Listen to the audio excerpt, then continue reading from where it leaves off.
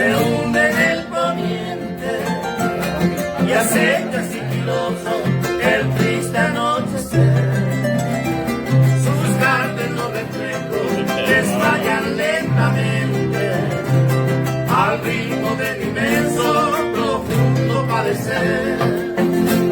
Conmigo ya la noche envuelve en su ancho velo, como un fantasma loco mi pobre corazón.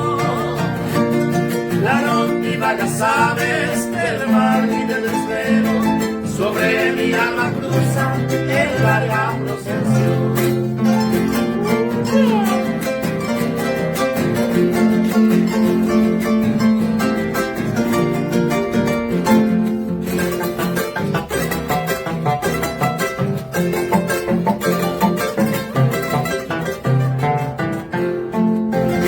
Y era un frío de docencia, mi noble aposento, y a Dios solo confieso mi tétrico sufrir.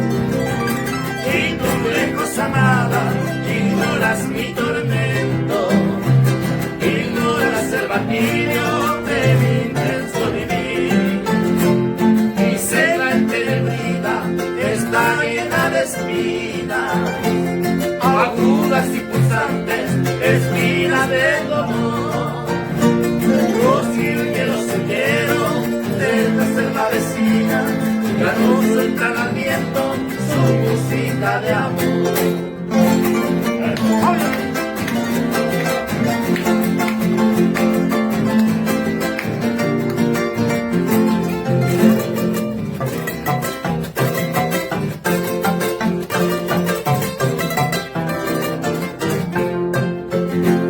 Así también yo vivo, herido de tu ausencia, distante de tu gracia, sin escuchar tu voz.